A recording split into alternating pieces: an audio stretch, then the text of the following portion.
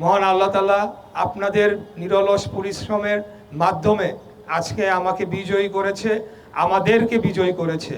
এবং আমাকে যে মন্ত্রিত্ব দেয়া হয়েছে মুক্তিযুদ্ধ বিষয়ক মন্ত্রণালয় প্রতিমন্ত্রী, সেটা আমাকে দেয়া হয় নাই, এই ঢাকা ৬-এর সকল জনগণকে বাংলাদেশ জাতীয়তাবাদী দল এবং আমাদের মাননীয় প্রধানমন্ত্রী এই সম্মানে সম্মানিত করেছেন। ইনশাআল্লাহ আপনাদেরকে সাথে নিয়ে আগামী দিনে আমাদের দলের যে সকল রাজনৈতিক কর্মসূচি রয়েছে, উন্নয়নমূলক কর্মকাণ্ড রয়েছে, সেগুলোকে নিষ্ঠার সাথে বাস্তবায়নে কাজ করে যাব ইনশাআল্লাহ।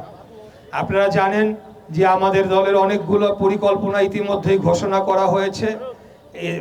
কিছুদিন আগে আমাদের মাননীয় প্রধানমন্ত্রী তারেক রহমান ফ্যামিলি কার্ড কর্মসূচি উদ্বোধন করেছেন। পরবর্তীতে কৃষক কার্ড সারা দেশব্যাপী সেটাকে উদ্বোধন করা হবে। এরপরে আপনাদেরকে হেলথ কার্ড কর্মসূচির মাধ্যমে জনগণের স্বাস্থ্যসেবা নিশ্চিত করার কর্মসূচি হাতে নেওয়া হবে। তাছাড়াও আসন্ন বর্ষা মৌসুমের আগে আমাদের এখানে একটা ভয়াবহ পরিস্থিতি তৈরি হয়। এখানে মশার বাহিত ডেঙ্গু এবং চিকুনগুনিয়া এবং অন্যান্য রোগের সংক্রমণ ছড়িয়ে পড়ে। সেগুলো যাতে নিরসন করতে পারি, আমরা সেগুলো যাতে নিয়ন্ত্রণ করতে পারি, এখন থেকেই আমাদেরকে নির্দেশ দেওয়া হয়েছে আমরা যাতে পরিষ্কার পরিচ্ছন্ন কার্যক্রম শুরু করি।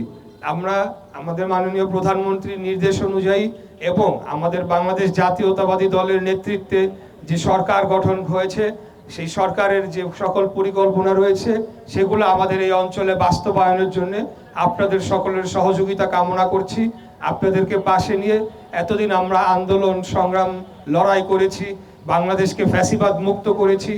বিগত জুলাই অভ্যুত্থানে শহীদ আনাসের বাবা আমাদের সাথে উপস্থিত রয়েছেন। এই বিগত 17 বছরের যে আন্দোলনের চূড়ান্ত মুহূর্ত ছিল জুলাই অভ্যুত্থান, যেখানে নিরীহ ছাত্রদের বুকে গুলি চালিয়ে হত্যা করেছিল খুনি হাসিনার সরকার। তারা এখন দেশে নাই, দেশ থেকে বিতাড়িত হয়ে গিয়েছে, রাজনীতিও নিষিদ্ধ হয়ে গিয়েছে।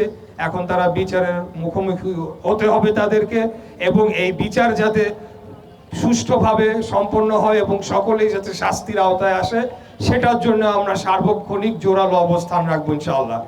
তো ইফতারের এই পূর্ব মুহূর্তে আর বক্তব্য দীর্ঘায়িত করব না। আমরা রাজনীতি করি দেশ ও জনগণের জন্য, বাংলাদেশের মানুষের অধিকার রক্ষার জন্য।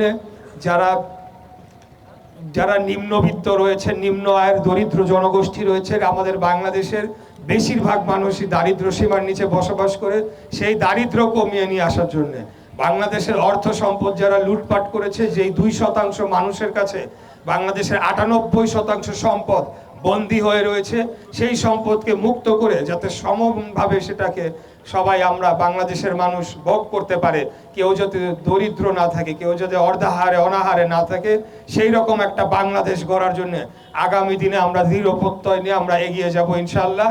আমাদের রাজনীতির একটা পর্ব শেষ হয়েছে, এখন আমরা উন্নয়নমুখী রাজনীতি করতে চাই।